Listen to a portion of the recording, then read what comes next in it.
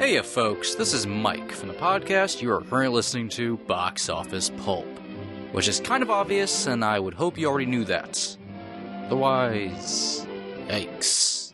But moving on, just wanted to give you a heads up, the audio in this episode was a little wacky. We had a few issues, to say the least. I did my best to fix it, and I think it turned out alright. But regardless, my audio, and to a much, much lesser extent Cody's audio, are a bit here and there. So sorry for any ear-related inconveniences that may occur. And now, on with the show.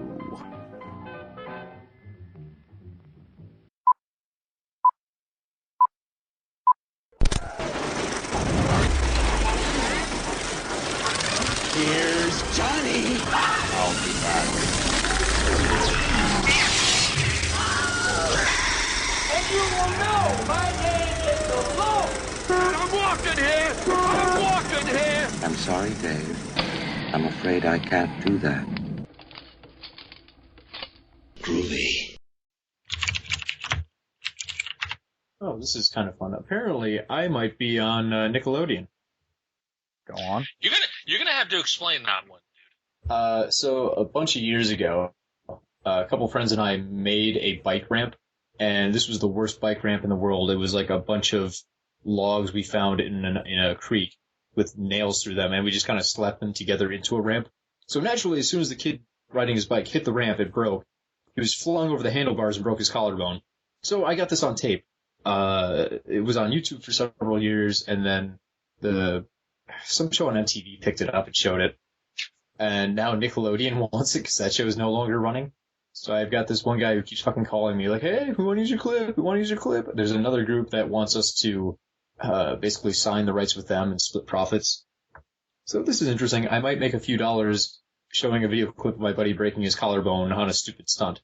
It's not even a great video, but hey, if people want to watch it. And we were never aware of this? I was like 15. It wasn't that interesting. It's a blurry video of a guy falling off his bike. Still, you would expect that to be brought up in conversation somewhere. Yeah. Something you videotaped was, like, hilarious clip show famous? Well, almost. I'm not sure if it ever played on MTV or not. They asked us to sign release forms, and they procured the rights to show it, but I don't watch MTV enough to actually see if it played or not. You've actually been featured on Tosh.0 several times. I didn't have to sign a release for that, so it's probably not probable. They're really funny like about they have that. lawyers. Cody, can you stop being Forrest Gump? Or at the very least, write a memoir. It wouldn't be all that interesting. Like, one time I went down to the creek, and my buddy broke his collarbone, but didn't realize it for 5 hours till he woke up at 3 a.m. screaming in pain. You just described. and then a dramatic score plays. Well, it's not dramatic. His mom drove him to the ER, and they're like, hey, dummy, you broke your collarbone. What were you doing? He's like, I rode a bike and I fell off the handlebars. I'm like, yeah, I would do it. And they put him in a sling, and that was it. And then I found a treasure cave of gold, and then I went to Mars. But then shortly after that, we did find a car seat up on a hill back by that creek, and we just rode it down backwards. That was kind of fun. No one got hurt, though. Someone just abandoned a car seat in the middle of the woods, so we used it as kind of a makeshift sled on a hill. Only it was the middle of summer, so, just riding down the dirt hill. So you just rode it down like Ray? You would just sit in it and just kind of go backwards, so it was more frightening. God, Why would you want it to be more frightening? Because it's just boring otherwise. I mean, if you can see where you're going down the hill, you don't have to worry about hitting the trees or anything. This is the kind of thinking that led to your friend breaking his collarbone and not realizing it until 5 fucking hours later. We should have noticed something too, because when Eric walked back to his house, he had one shoulder like 6 inches higher than normal, and the other was like 6 inches lower than normal, and he just kind of walked that way the whole way back to his house. We probably should have figured something was wrong. I personally thought he was becoming a Hulk. Slowly. What kind of horrifying Nickelodeon show is this going to be on? Hey kids, injuries. Well, that's, their thing. But he just goes over the handlebars, and he jumps up and just starts screaming about how cold the water is, not the fact that he broke his collarbone. James, you do realize, America's Funniest Home Videos thrives on injury. Yeah, that's all that show is. This seems like a good clip for America's Funniest Home Videos, not necessarily Nickelodeon. Like, if you added some funny sound effects and did the replay 3 times, I think it'd be perfect. I don't think we'd win the $10,000 or anything, but it'd be pretty good for it. Why can I so easily imagine you being in the audience of America's Funniest Home Videos and being interviewed by Tom Bergeron in a suit and tie? Well, I mean, I'd have to dress up nicely, but I don't understand why they think, like, yeah, okay, it was my video camera and I recorded it, but I didn't upload the video, and I'm only in it for about 5 seconds complaining about how wet my pants are. I don't know why they consider me to be the video owner. Whatever, so yeah, that's what's going on in my life. Waiting to get my car fixed, waiting to find out if I'm a multi-millionaire from Nickelodeon. Also, I purchased a new copy of Joanna Man. Anyway, I'm ready. Everyone ready? 5 hours later. 5 hours later. MB, when I get to your introduction, I'm going to ask what your name is. Just give your birth name. We'll work from there. Wait, what? Just, when I ask your name, just say Alex. That's all I'm asking. Just play along, MB. Just play along. Just play along. Alright. Okay. Everyone good to go? Yeah. What? You sound so hesitant. It's nothing. It's a small intro joke. I'm trying to be prepared. I want this to work. It's called practice. Just let me have my goddamn thing, Mike. Well, what's weird about it is, like, usually you're the one to say our names. Well, hey, it all makes sense in time. Like, 40 seconds from now, if you just let me play through this thing. Okay. Alright. Okay, we're letting you have the floor. Alright. Star Wars, nothing but Star Wars. Hello, everyone. Welcome to the podcast from a galaxy far, far away, Box Office Pulp. That's right. The Bop crew is going to go back to the Star Wars well one more time. I swear, one last time, but that's it. After today's episode, we're contractually obligated to not even say the words Star and Wars in conjunction for 1 calendar year. But anyways, we're here today to talk about The Force Awakens. I'm your host, Cody. Joining me today is James Lewis, who is worth... let's see here. 1/4 portion. That's pretty good. You should be happy about that. Next up is a traitor worth no intro, Mike Napier. The helmet just made me look sad, and I didn't want to be sad anymore. And lastly, what's your name? Alex. Well, I'm not using it. I'm going to call you MB. Well, that lived up to anticipation. Yes, I know. You guys dragged that out. It was a small joke. You made it seem like it was something so much more. This is why I don't like to write these intros down. There's so much expectation. If I freewheel... You love to write them down. Only a little. But yes, we're here to talk about Star Wars The Force Awakens, Episode 7. James, you just saw this a couple of days ago, correct? I did. Everyone else, we've been sitting on this for a few weeks, waiting for the whole group to get together. This is exciting for me, because I don't know your full opinions on the movie. I haven't been in great contact about this with you guys, so for all I know, you fucking hated it more than, like, 18 Jar Jars put together into a smoothie. We're not I you, don't Cody. think that's the case, but I like things. I'm capable of like... I too loved once, and I will love again. Well, the first part was true.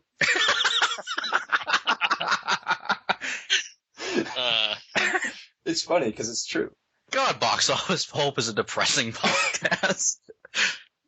That's the way I like it. But we're not here to talk about how depressing our lives are. We're here to talk about gigantic space operas.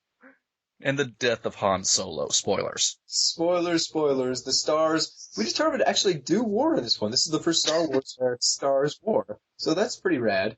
It's really a one-sided Star War, because there's only one star that is actually warring in this, so it's not... a star ambush. It's like Star versus humans.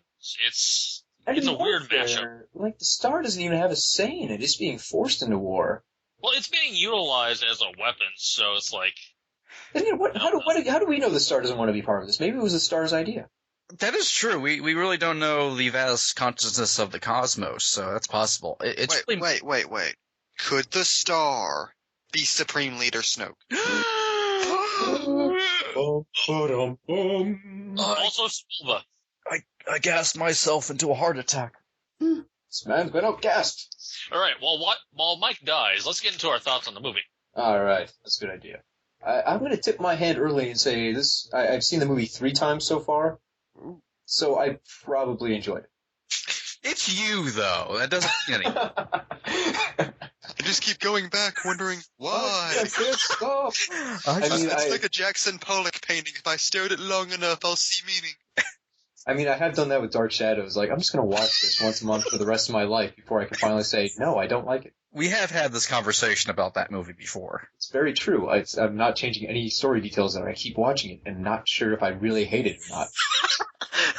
But with Star Wars, I can legitimately say I enjoyed the movie, and that's why I went back 3 times. I dragged other people to go see it with me. I wanted to go see it again, you know? I watched it just the other day, and I'm already thinking, okay, who do I know who I can use as an excuse to go see Star Wars again? That was the same situation I had. I'm like, I saw it opening weekend with a bunch of friends, and then my dad hadn't seen it, so I'm like, hey, let's go right now. And we had to leave in like 20 minutes after I suggested the idea, so I basically forced him into a car and just drove him to a theater. He pulled out a gun. Get the goddamn car! Right now, we're gonna go see a Star Wars! And then the last time I actually got to see it in 3D, which is what I really wanted, and I forced my roommate to go see it with me. How is the 3D? The 3D, I wasn't expecting much, and it really was cool. I really liked what they did with the 3D. There's so much stuff where it adds a great amount of depth. Like when they're in Starkiller Base, you get a much better sense of just how much scale they're trying to present, how deep that place is. And during stuff like the Millennium Falcon TIE Fighter battle on Jakku, it really works. Like it's really fun watching go through those tunnels that way.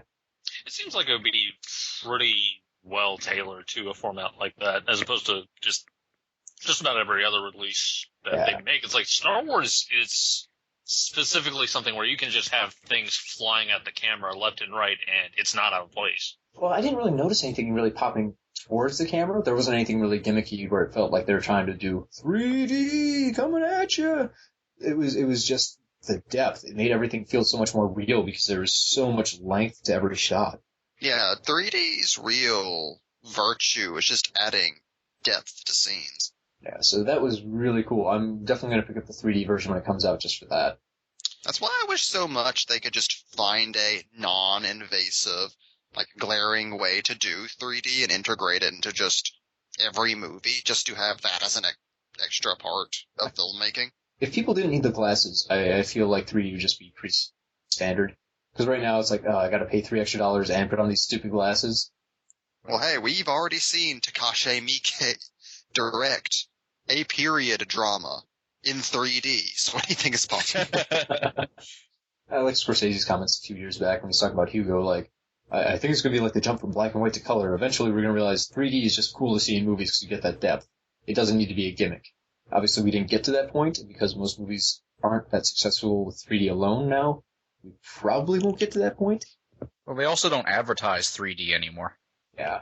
Well, it was pretty much all downhill after Avatar. Like, the returns for 3D movies just weren't the same. So box office kind of, they felt disappointed by it. They didn't pursue it as heavily. Well, I'd like to see the point where 3D no longer being a gimmick and a selling point just gives filmmakers an excuse to just kind of sneak it in there whenever they can and just implement it in a more natural way, where it's not, oh, the yo-yo's going straight towards you. Again, like Takashi Miike did. I'm just thinking of Friday the 13th, like, every single time. Pitchfork, 3D. 3D tangents aside, I'm nervous to give an impression about Star Wars, actually. That's why I said I think I like it. For the fact that it's going to be really hard to judge this trilogy until we've seen all 3 pieces. Because I think there's going to be a little bit of revisionist history. Let's say all 3 are really good. People are going to keep saying, oh man, Force Awakens was fantastic. But if they don't stick the landings with the other 2, the whole series will suffer and people will go back to the first one and it'll lose that goodwill it built up. I always knew there was something fishy about that Force Awakens. I didn't trust that Force at all. The Force Awakens is definitely more of a Act 1 to a trilogy than previous, first movies in the Star Wars trilogies have been. It definitely feels like just a part of another movie. Definitely something else could come along and completely ruin it somehow. Right. It's so dependent on the other films where if they suck, this one by extension gets dragged down with them. And if they're great, this one goes along for that ride. I think J.J. Abrams did a very solid job on the first entry. I think he had to do a lot of the film in post, which on repeated viewings shows up a little bit more, and if you spend a lot of time thinking about the story, like a lot of J.J. movies, you'll probably find it a little bit problematic. But the thing is, J.J. Abrams, to me, is the perfect guy for this movie. Yeah. He's amazing at pulling casts together and getting characters that you care about and can memorize, which is what Star Wars needs more than anything else, more than fancy locales and cool fights. Star Wars needs good characters, or else the whole thing just stops being interesting. Who wants to watch a space opera without good characters? And I think another thing that makes J.J. Abrams actually perfect for Star Wars, and actually is the first thing I thought of when he was chosen to direct it, was more than anyone else, he is going to be able to recapture just the spirit of what made the original trilogy what it was, as opposed to being something more like the prequels, where it's a retro sort of movie, but it harkens back to the sense of adventure and the sense of scale, while still keeping it within a realm of practical effects, while still keeping it in a realm of just the landscape of it, the majesty of it, just everything that the story needs in order to still feel faithful and canonical and something that has actually been a part of this universe ever since Return of the Jedi ended. Like, it feels like a true sequel because of everything that he infuses into it on all fronts, not just story, not just character, but just with cinematography, with the effects, with the, dedication to practical effects. It feels the most like Star Wars that I've seen of virtually any movie in theaters. I mean, I've never even seen the original trilogy in theaters, and this was like seeing one of those movies for the first time on screen. And like we went into with our Super 8 episode, perhaps Abrams' biggest strength as a filmmaker is that he is, bar none, the best tone mimic in the business. Yeah, damn good at that. But also his pacing. His pacing is also fantastic. None of his movies really feel like they're dragging at any point. And that can cover up so many issues. If the movie's always fun and engaging, you're not going to sit and think like, well, wait a minute. How do they get from point A to point B? I don't understand the interconnected blah, blah, blah, blah, blah. You're just going to ride with it. And J.J. Abrams is the guy to get you to go on that ride.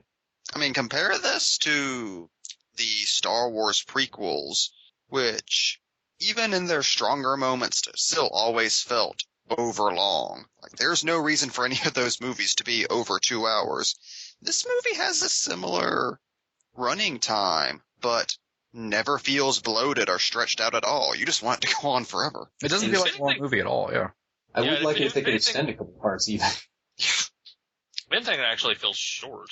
Because it's so brisk that it's just, I kind of looked at the theater like, it feels like those first two acts and like the third act, like all of them were just kind of, it feels like I was in the theater for like 40 minutes as opposed to like an hour or 2 hours and 15 minutes? Yeah, it's 2:15.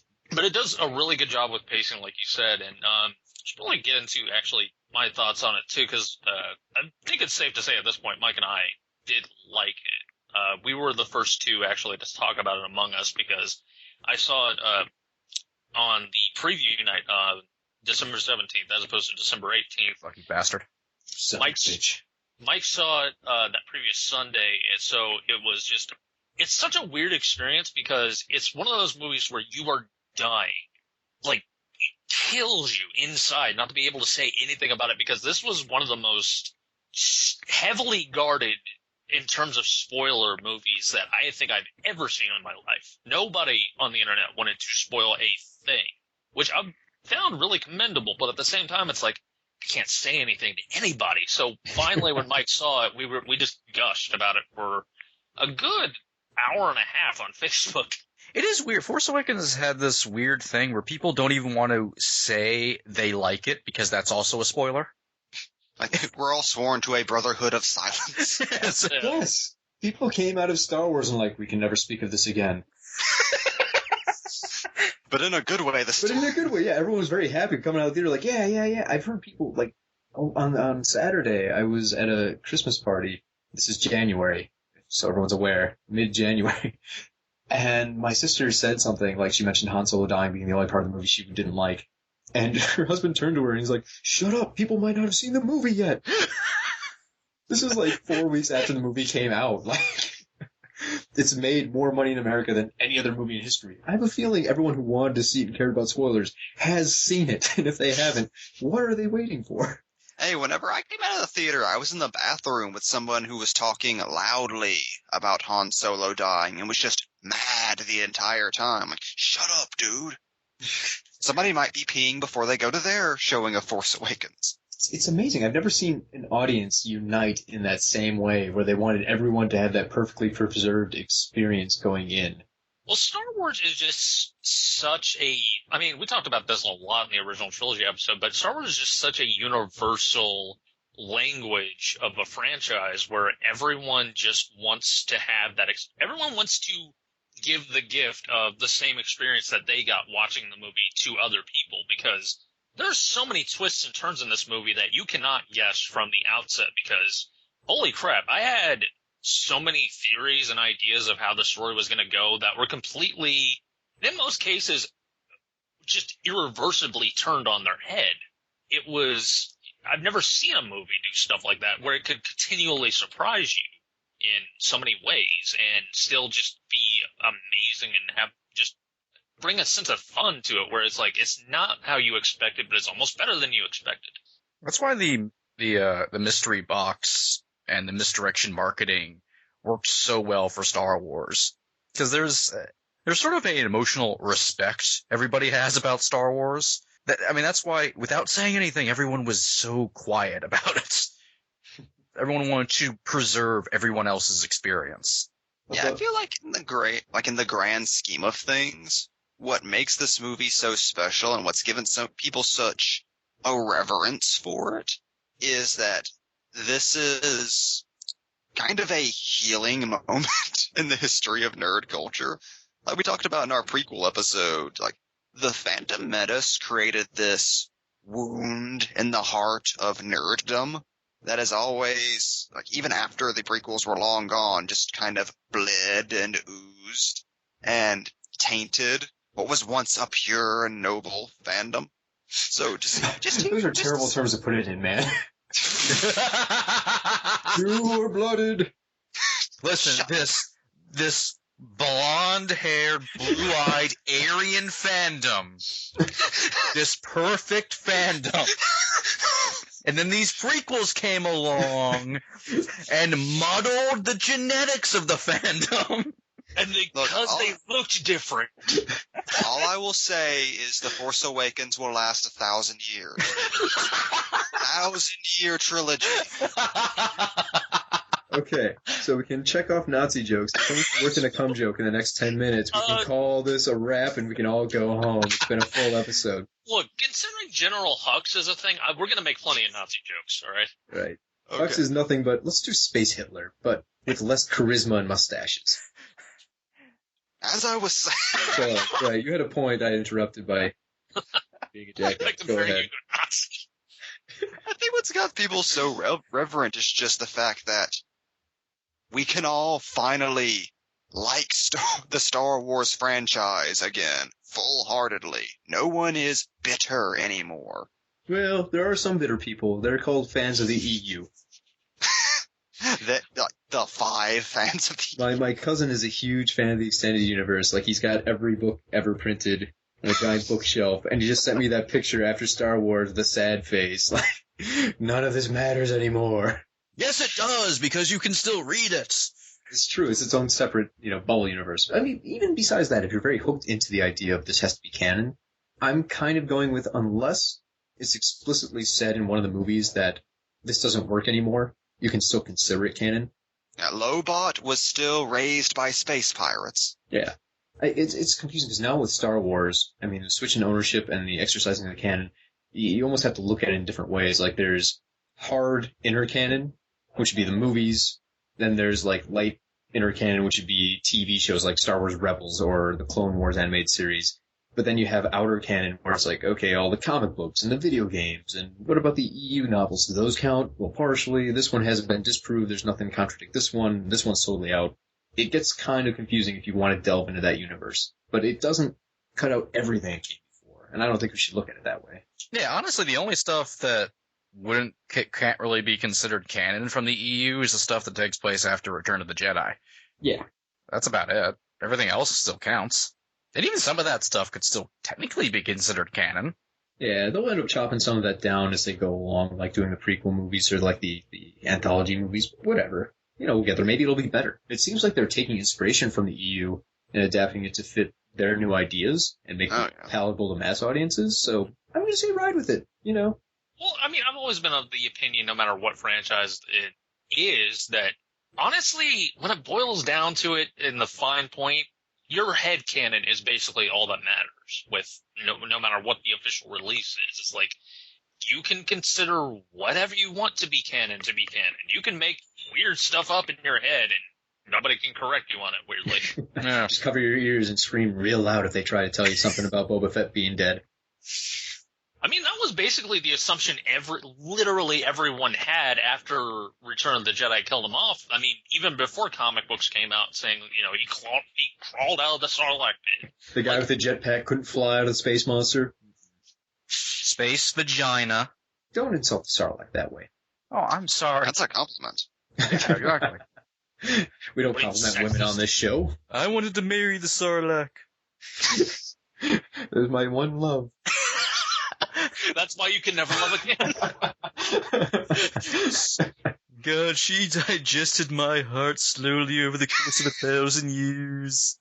But I mean, aside from the overall, just the cultural osmosis of The Force Awakens, like, just so this isn't like an insanely long episode where we talk about just the multifaceted, we should probably get into, like, our actual thoughts on the story, on the characters and the acting, all that. That's a good idea. Whoa, there's an actual movie to discuss here? What? I thought we were just going to do like the original trilogy episode and talk about Dash Rendar for 20 minutes. We got the most important parts, guys. We've got 3D, J.J. Abrams' flossing habits, and how no one dared say anything about the movie unless they dared risk losing their left hand. And Nazis. And Nazis. We hit all the essentials. And we'll talk more about Nazis in a minute. Yeah, I don't know how you guys, like, in terms of the story, in terms of the actual story, once you get past your feelings of the actual movie, how you guys actually feel about that. But honestly, I really enjoy it, and while I will cop to the fact that there are a hell of a lot of parallels to A New Hope. Mm-hmm. Everybody has pointed that out to death. I honestly feel like it's almost like kind of an inversion of A New Hope in a lot of ways. And I feel like by that merit, the story actually works a lot better. Because, the crux of A New Hope is that it's a story about a kid who learns that he's destined for great things because of who his father was. And learns that there's this powerful force and that he can become a Jedi at night and all that. Like, it's stuff that's seems very intentional of the road he's always been set upon. So it seems like something Luke was always going to do regardless because of, Anakin Skywalker is his father. He comes from that lineage. With this, you can make the argument that that's what's happening, but we also don't know for sure because Rey, her parentage actually isn't revealed. We don't know where she comes from. We don't know what her actual backstory is apart from the fact that she was left on Jakku at an early age, and now the Force is calling out to her, and she realizes she's Force sensitive over the course of the story, but very slowly. Not as opposed to Luke, who has to actually train and, find his connection to the Force and train with a lightsaber and all that. It's like, she's discovering she has superpowers completely incidentally, and it's freaking her out. Like, she has a very different reaction to it than Luke does. And that's what drives a lot of the story, I feel. We all know her parents are going to turn out to be Dash Rendar. Just Dash Rendar. And it's just Dash Rendar. just Dash Rendar. It's a Jango Fett kind of thing. But I mean, the fact they didn't try and hide it all from the parallels between A New Hope and this movie, it's like they're trying to do almost a soft reboot where they want to take those events, but give them with new characters for a new generation. And it works. I mean, they don't hide the fact that, look, Starkiller Base is basically a bigger Death Star that needs to be taken out very similarly. I mean, there's literally a scene where Oscar Isaac's character pulls up a map and says, okay, this is what the Death Star looks like. And then pulls up a map of Starkiller Base and says, this is what this looks like. Like, it's very blatant and obvious in that regard. But I think one of the better things they do here is, I'm going to go make a comparison to Jurassic World I've made a bunch of times before. Jurassic World is a self-hating legacy sequel. Where it basically, the whole thing is, man, don't you love Jurassic Park? We love Jurassic Park. What are we doing making a sequel? This is dumb. And they kind of accentuate that by making, spoilers for Jurassic World, fuck it, the hybrid dinosaur, the villain, the bad guy. And the original T-Rex from the original movie is the hero that saves the day and helps kill the new monster. Star Wars, The Force Awakens, doesn't really do that because their villain, Kylo Ren, is modeled after Darth Vader. He's really trying to be the original villain. And we're supposed to be rooting for these brand new characters we don't know anything about. So they kind of subverted that idea of, hey, let's just praise the original and say that's the greatest thing ever and we're just an inferior copy. Why don't we say, hey, the original's really great, but let's see if we can progress from that and we could be something new and exciting. So the way they set that up, I think, was just brilliant, where you can say, hey, yeah, we love the originals, you love the originals, but let's see where we can go from there. How can we build on that? Definitely. That's something people seem to be missing. I have a couple issues with it kind of playing up A New Hope, mainly in the third act, but... Yeah, I kind of have a few of those as well. Yeah, but people aren't appreciating that it's using a lot of nuts and bolts symmetry and playing up kind of mythology of A New Hope and the original trilogy to kind of bolt all of these new things and new ideas onto. I mean, Finn and Rey are nothing like Star Wars characters previously. Specifically, Finn has no force powers or anything like that. Well, that's debatable. I think he's force sensitive. I think he's force sensitive in a way that really, in a way, anybody can. Well, no, I think more like Leia. Like, he's got the potential, but he's not going to be developed in the same way that they're going to focus on Rey. There's one scene everyone seems to be ignoring when he's helping to load up, that one freighter that's going to be leaving from Maz's castle, and all the planets are blown up with the New Republic. You hear all the screams, and he turns and he looks up at the sky while no one else really seems to notice what's happening. It's very similar to what happens to Obi-Wan Kenobi on, the Millennium Falcon in A New Hope. He's the one who hears those voices, and for some reason people don't seem to recognize the fact that Finn recognizes that. Well, I don't know. I think that is more attributed to the fact that he's a former stormtrooper and knows where to look for danger because he knows of the First Order's plans. And, they played that out a lot in terms of, like... But didn't he see the streak in the sky? Yeah. But he turns and looks, and there's nothing to alert him, and no one else was turning to look, and they also overplay it with the sounds of everyone screaming, which, realistically, he couldn't hear those screams unless he was force sensitive. That is an interesting idea. It's hard to tell what's also misdirection in that regard, too. I mean, it would make more sense if they overplayed that while Rey was, doing something. Yeah. Because they've shown she was force sensitive and all that other kind of stuff. So why not stick to that character and let her have those moments? It doesn't really make sense to give that to Finn. That's a theory. It's also, just in terms of misdirection, it's like, why give Finn the lightsaber? Like, it's interesting because they do a lot to kind of almost play up a double mystery of who's going to end up being the Jedi at the end, where it's really unclear as to who exactly is going to be the ones who wield that lightsaber for real until it actually falls into Rey's hands, because, yeah, she's force sensitive, but it seems like Finn is the hero of the movie where he's going to get the most action, and you don't really get a sense that Rey's going to end up being the one to duel Kylo Ren. It seems like he's going to kind of get in on that and kind of, not really steal her moment, but more like he's going to have a moment completely independent of what a Jedi is, in a weird way. And then he gets taken out rather easily. See, I didn't really get that just for the fact that when Maz is handing in the lightsaber, she's basically like, whatever, here, you take this. It was clearly a build-up for Rey, and it's kind of like okay, we're gonna settle for you, which is accented by the fact that he gets his ass kicked during the traitor fight. Han Solo has to bail him out. So he doesn't feel like he's gonna be the ultimate hero. At least to me, he never felt like he was really the ultimate hero. He felt like, more of the sidekick character the entire time, and he was more of a marketing misdirect. I don't know, I would say that Finn and Rey are actually, until it becomes abundantly clear that Rey is going to be the next Jedi, I would say that they're actually co-leads in this. I'd say so. Well, that goes into what I loved about Finn's character so much, which is that the entire purpose of his character is to defy destiny and defy any preconceived notions. You get that, from the very first scene with him just being a mutinous stormtrooper. And then you have what can be conceived as build-up of him, becoming the Jedi and becoming the next Luke Skywalker to lead this trilogy, which he also completely subverts. Which is very interesting because, I mean, it just starts off where he's a stormtrooper, so already that's just very strange territory to be following an ex-stormtrooper, but his story goes to all sorts of different places that you can't anticipate whatsoever, even if you're looking for him to become this or that. Like, his family lineage is never even brought up, so that automatically ruled out a majority of theories on the internet prior to this movie coming out, because everyone wanted him to be related to somebody. The same way, I mean, people said the same thing about Poe Dameron, and people are definitely now saying about Rey, but they wanted that hardcore through-line connection to the original Star Wars characters so bad that they didn't realize that what we were essentially going to get, and what I really hope is never changed in the sequels, is that this is just about new characters. This is about a new generation. Yeah. Nope, turns out they're all kids of Han Solo. Poe Dameron, BB-8, every single one of them. BB-8. I mean, it's Harrison Ford's sperm. He could get a lot of kids out of there pretty easily. And robots.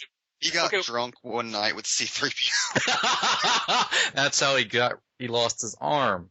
That's why he never likes speaking to him, because it's like, I'm reminded of that time, that night on Endor. God, Joey, we don't talk about that. He just lifts up his finger. Chewie? Han finger. Going back to C-3PO's red arm, that is one of the things that did bother me in the movie. Like, there was kind of throw out lines basically saying, like, hey, there's going to be, like, some sort of official comic book or book series that'll explain this weird little detail, and they go out of their way to really point them out. Like C-3PO waving his red arm around, like, look at this! Because there's going to be a C-3PO comic that officially explains what happened and how he got that arm. Oh, that's a 3PO moment, though. Yeah, I kind of just took that as a joke. Yeah. Or Maz basically saying, like, oh, I'll explain how I got the lightsaber some other time. And it just feels so clunky when characters have to say, like, there's exposition, but we'll talk about that maybe next time. Or if you buy the official movie tie-in novel. Now, I could see that for a couple of different things, but, like, the Maz thing I felt was very clearly just something that, A, they're not going to cover at all, just to kind of say that, look, she has the lightsaber, there's a story behind it, but you don't need to know. Or B, it's going to be a sequel thing. Which...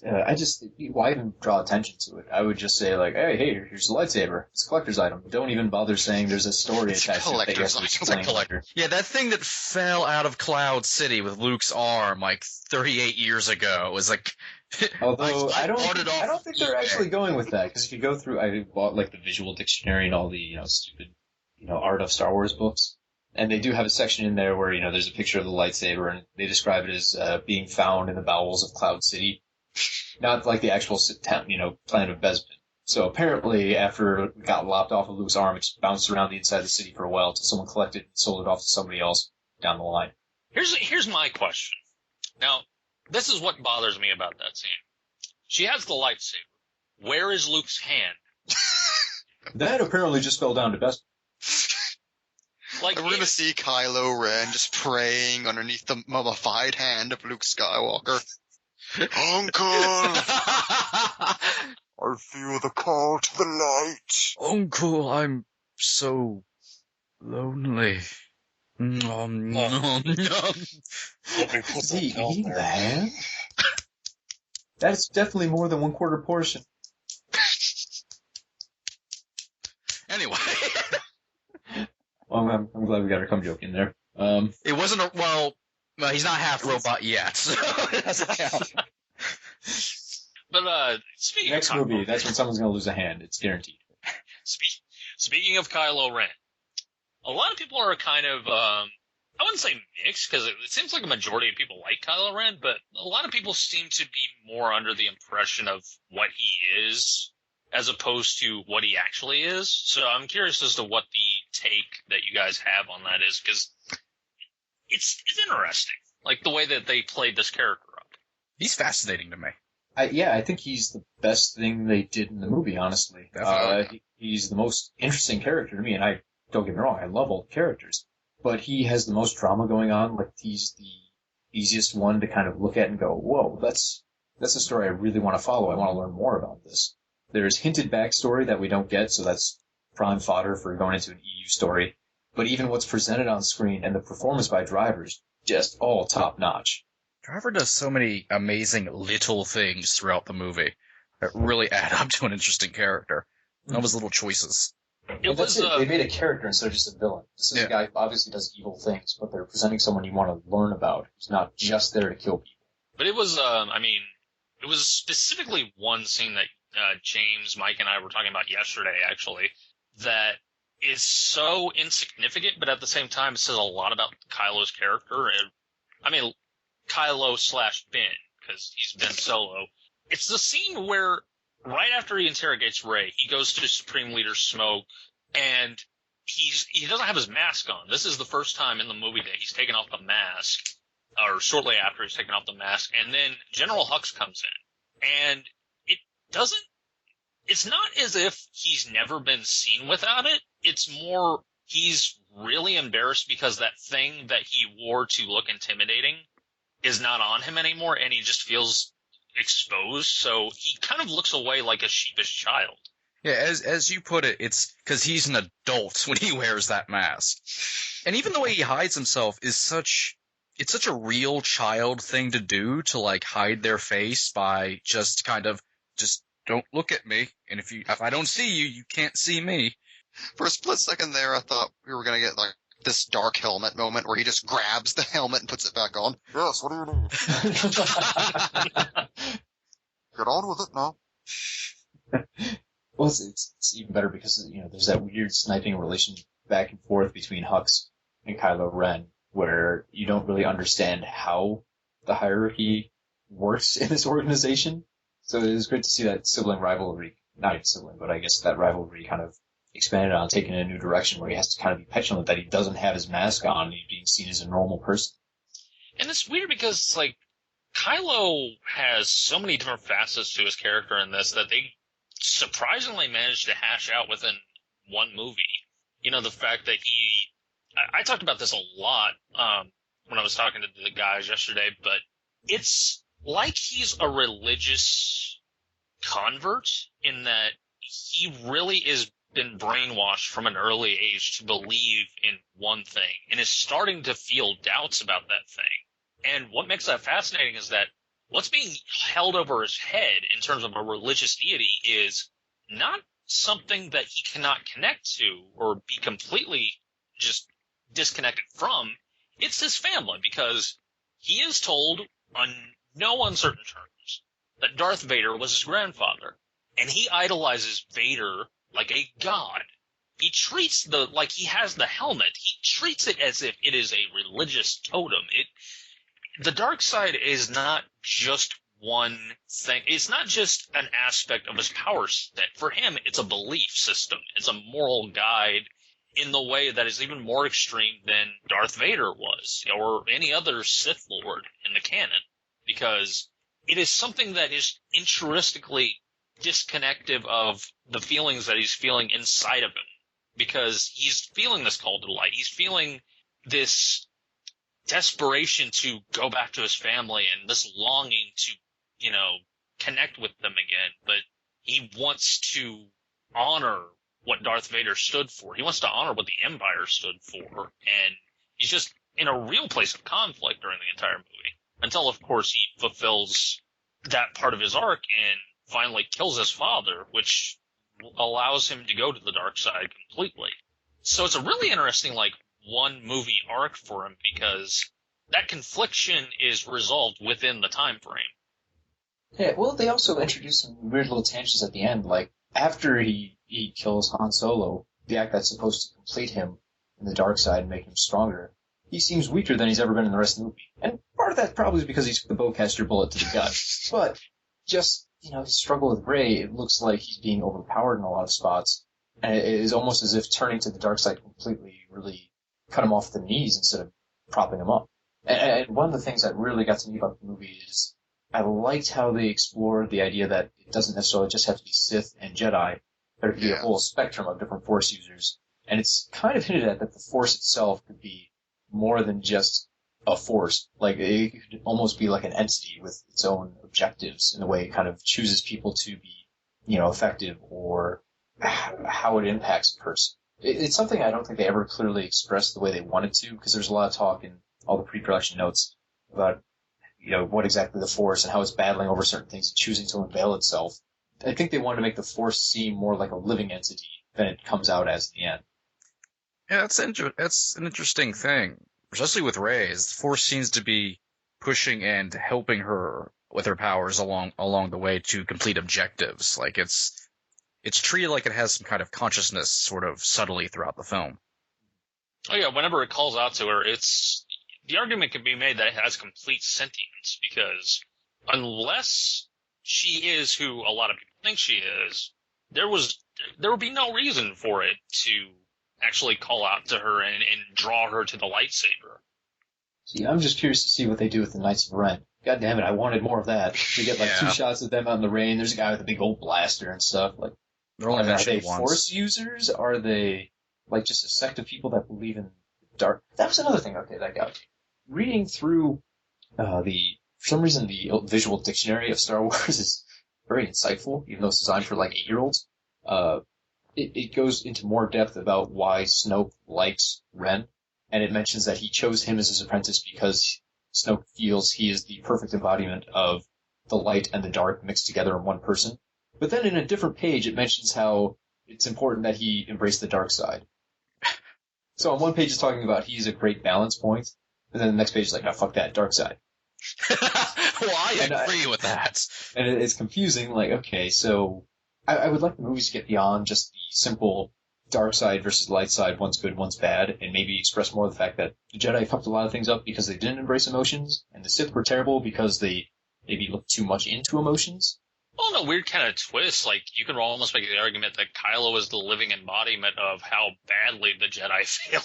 Yeah. Because, holy God. I mean, the fact that Luke Skywalker's entire backstory for the time period after Return of the Jedi is that he essentially tried to start a new Jedi Order and failed catastrophically with his first student is kind of amazing and kind of a twist on a lot of preconceived notions that people had in their imagination for what a post-Return of the Jedi Star Wars universe would be. Because all we lived with was the extended universe. Well, like I said to Mike the other night, I love how they were somehow able to do the 2 mutually exclusive versions of Luke Skywalker's fate that everyone's had in their heads this whole time. Like, he did go out and make another Jedi Order, while at the same time realizing the Jedi are bullshit and going to walk the universe like Kane in Kung Fu. Somehow they did both at the same time. Everyone's happy. I also thought, going back to Kylo, it was interesting them bringing up that he was troubled and kind of struggling with dark side intentions before he actually went into Jedi training. From a really young age, that was already happening. And apparently, a long time ago, they were also really bad with mental illness. Who would have guessed? I know what we'll do. We'll send him to another planet so he doesn't have to be with his loved ones. That'll fix him up. Well, Cody's got too much of Vader in him. Too much Vader in him. Such an amazing That was a thing said in a movie. Like Han Solo said he's got too much Vader in him. Oh, so we gotta slap the Vader out of him. Like Han Solo just whips out a lightsaber belt. I like how the crowd behind Cody also found that hilarious. Yeah, I think my roommate and his brother are watching Ted too. They watched Ted last night, so I think they're watching 2 tonight. I'm not sure. I haven't been out there. I love what a counterpoint that is to this conversation. But going back to Kylo, the thing that struck me so much with that character was just the balls it took to make the lead villain of your new Star Wars trilogy not cool. Like, I love the courage of that, to actually make it quite obvious. Yeah, Kylo Ren's kind of pathetic and horrible. Like, made him a fanboy. Like Darth Vader was. And yet, oddly enough, he's still, like, I think they did a great job. They did the entire Anakin character arc in one movie that they had 3 prequels to do. Yeah. Yeah, that's what I was struck with. Like, that could have blown up in their faces so much, like it did with Anakin, but ended up being like really what I think Lucas was trying to achieve with Anakin in Attack of the Clones and Revenge of the Sith. And it really comes across in a unique way because he is the very antithesis of Darth Vader. Like you said, Darth Vader as a character is defined by his calm collectiveness, the fact that he doesn't deal with rage. He deals with pure thought and logic, and everything that he does just comes out of a place of power and being control of what his destiny is and knowing full well who he is in his heart, because up until his son is finally in danger of being turned to the dark side as well, Vader really doesn't have any confliction in who he is. He has turned completely. Whereas Kylo is still in that middle point that Vader was never really at, unless you go back, before he was actually Darth Vader. So it makes him a completely different type of antagonist because he's not sure of his actions, but at the same time, it gives him a lot of emotional depth that even Vader really didn't even have because Vader was just a movie villain. It's kind of fascinating to me because they decided to make a villain who can stop blaster bolts with his thoughts and all sorts of other crazy stuff, but they made a character with no confidence. Yes. Like, Kylo Ren has no confidence in himself, even though he's the most powerful person in the entire film. That's something I liked, like, with all of, like, the patheticness of Kylo Ren. He comes across more dangerous because of that, because they show he's essentially more powerful than Darth Vader ever was, but he has no control or cool or really any maturity behind anything that he's doing, so he's just unpredictable with it. Yeah, he's a little kid with a gun. Yeah. He can't judge himself accurately, so it's not like he says, oh yeah, I've got enough power, I'm more powerful than my idol. To him, it's like he has to keep pushing because, he's not good enough. Oh yeah, well, It's in just his a fascinating head, character that they made. well, in his head, I'm sure Vader was the greatest thing ever because he heard the stories, he heard the legends. He didn't actually see, like, archive footage. It doesn't see him, like, going through. It's like, oh, and that was the time that grandfather revealed that he was the father of my uncle. Here's the time he slaughtered all those children at the Jedi Temple. But He did not hear about his grandfather's aversion to sand. Kylo Ren thinks of Darth Vader the way we thought of Darth Vader before the prequels. Like, when you were a kid and you saw Darth Vader, like, you just thought, oh man, that guy's the most badass in the universe. And now if you watch them as an adult, you see, it's a really tall guy in a kind of cumbersome suit, and his force stuff is kind of limited compared to what they showed in the prequels with guys jumping, 40 feet in the air and doing somersaults and all sorts of fun force powers. They kind of diminish what Vader actually did. If you look at it, just his actual feats, they're not overly impressive compared to everything else that's happened in Star Wars canon. But as a kid, you had this idea that Vader was, like, terrifying, unstoppable. He's the figure Kylo Ren sees. It's weird because they put us in the seat of the villain, basically, for how we view previous movies.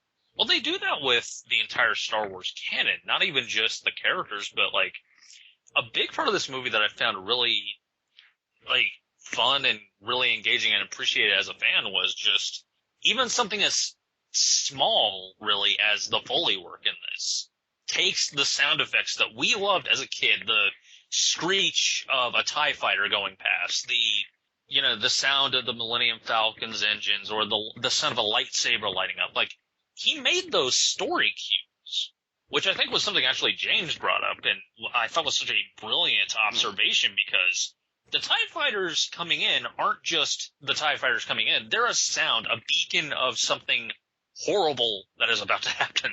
Which is the great thing you get out of a movie made by fans of the material rather than the original author. Because nothing against Lucas in this regard, but Lucas would never have thought to say, oh yeah, the sound of a TIE fighter is terrifying, so what if they just heard them coming and it scared the shit out of them? Yeah. To him, that's just a thing he cobbled together, and yeah, that's what they sound like. It's the big deal. Whereas if you're an audience member, you remember how it impacted you. So if you are making the movie, you can take all those emotions and try and recapture them. Which, again, number one reason why you hire someone like J.J. Abrams, he's the number one guy at getting you to feel things like you're watching, an old Spielberg movie or an Amblin or something like that. There's so much of that throughout the movie. Just look at the stormtroopers being useful. And also just being people and not cannon fodder for the first time. The moment that sold me on this movie was the very first scene where you see a stormtrooper die horribly with pathos for the first time in this franchise. Where did all this blood come from? Oh. I mean, just the fact that you see blood I would say for the very first time in an extended period is in that opening sequence where not only do you see the blood of that stormtrooper, you see blood on Poe right after he's been interrogated. And that is more blood than any of the last, either trilogy, because the only hand of blood I ever know for the original trilogy is when that one creature gets his arm cut off in the cantina, and also some bumps and Didn't they remove scrapes. that in the special editions? Isn't it just a cauterized wound with no blood? I believe I'm not so. sure of those. In the original, there's blood. I know that for sure, but I can't remember if full, later yeah. editions had blood. And then, cuts and bruises on Luke whenever he's fighting Vader and Bespin. But other than that, it's it doesn't... For some reason, it sold the realness of it of, okay, this has just jumped up to another level. Someone actually shot Chewbacca! Well, there are a lot of great little moments like that sell you on the reality of this world. Things like whenever Kylo's torturing Poe and slams his head against the machine he's strapped to, you hear the clunk of his head hitting it. And I remember watching that and thinking, oh yeah, there's no Foley in these movies up until now, is there? Or just the moment where Rey shoots that stormtrooper for the first time, and you just have that second of her just reacting to having murdered someone. Which you never see in movies like this. You see A New Hope, and they just start wasting stormtroopers. They killed his aunt and uncle. They deserve to die. But in this movie, it's such a blink and you miss it moment, but it's just great to see a character go, oh shit, I shot somebody. Okay.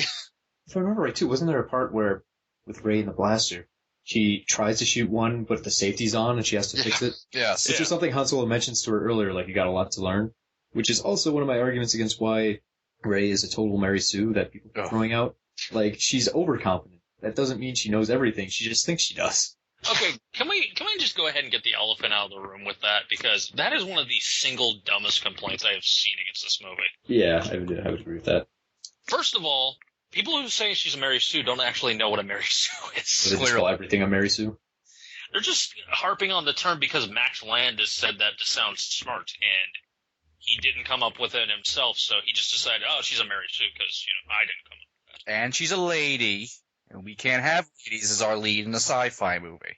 Yeah, that's the subtext to all this that I see anytime I see a character labeled as a Mary Sue these days, is that's just code for, I really don't like this female character being competent. Why hasn't Batman saved her yet? Batman swinging into Star Wars.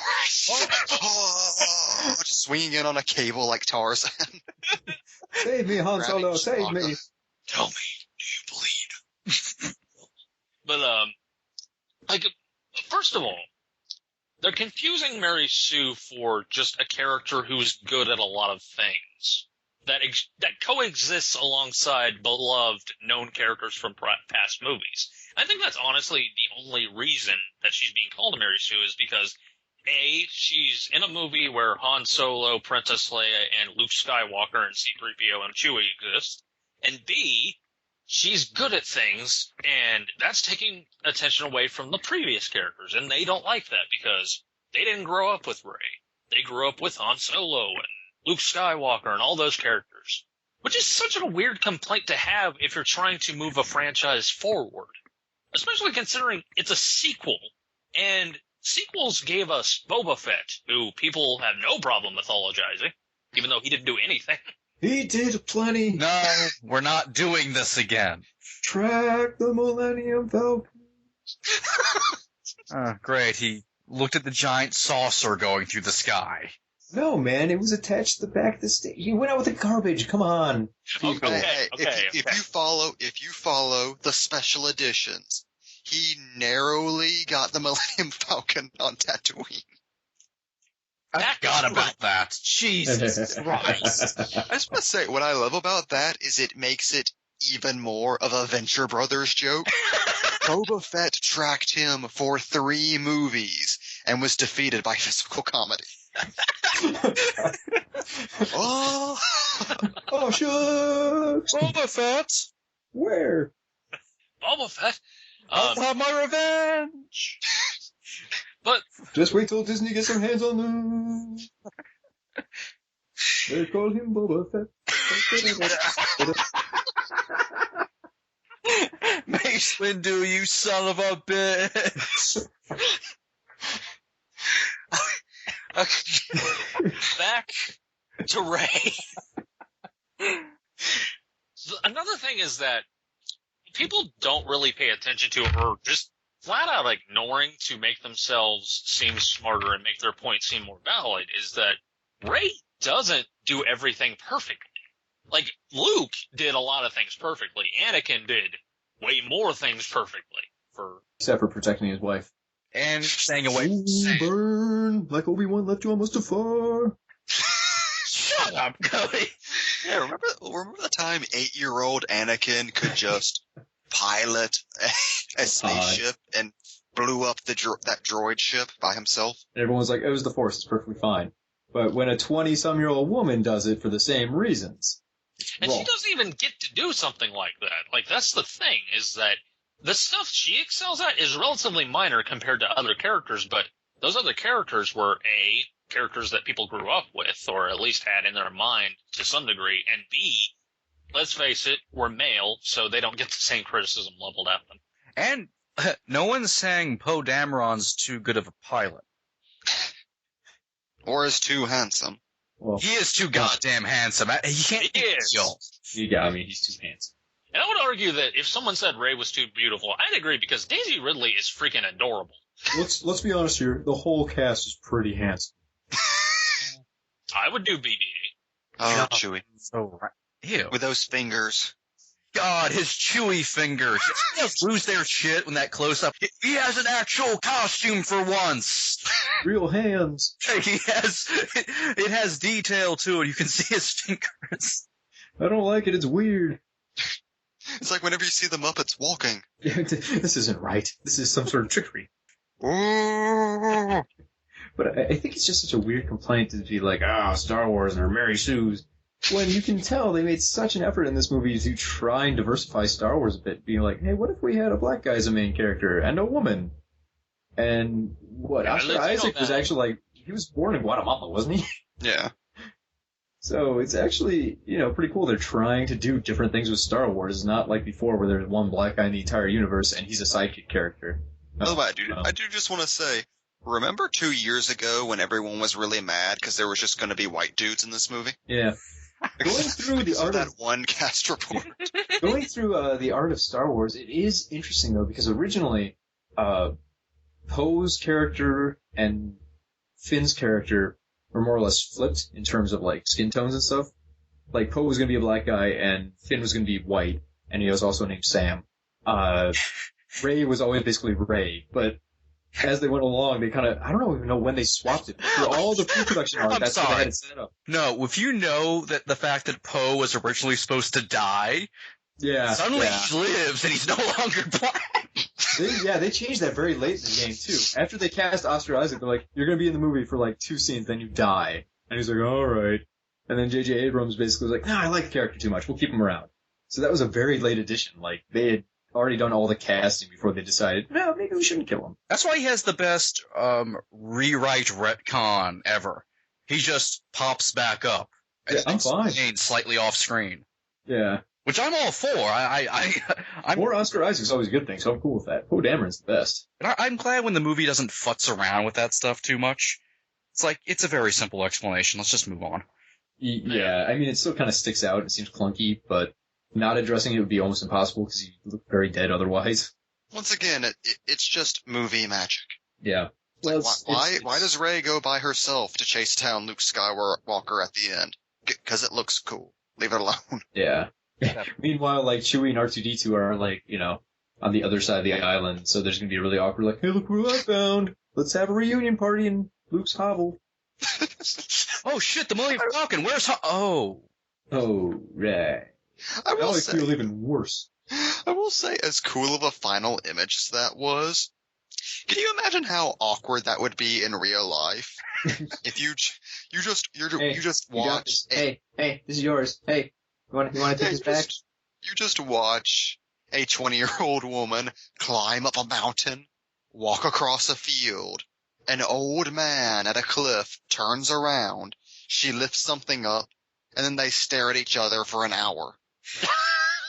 Although I It's like how really Luke empty, so Skywalker they did what can't I know would each do other at about all. this. Like, Luke Skywalker purposely knows she's there, but he continues staring out the ocean for as long as possible until it's not as awkward to turn around. Like, he could have walked up to the edge of that cliff and been like, hey. Well, he's just really debating on whether he's going to turn around and show her the robo hand because he's really embarrassed of that. Let all the fake skin fall off it. Could you imagine if episode 8 just plays, like, it begins exactly where this movie left off, and it just plays Luke like Yoda in Empire Strikes Back. Like, Luke is insane and just irritates Rey the entire time. Rey's on Luke's back, running around. Like, Hamill never actually has a line of dialogue throughout the entire series again, so he's just, miming things. No, he talks, but he just does a weird Joker voice. Come back to my hut, we'll have stew. Oh, Luke, you've gone insane. What's that, Handy? So once again, it just becomes a Venture Brothers joke. As May all the things Force happen. be with you. But, I mean, all joking aside, I actually really freaking love the end shot of this movie. Oh.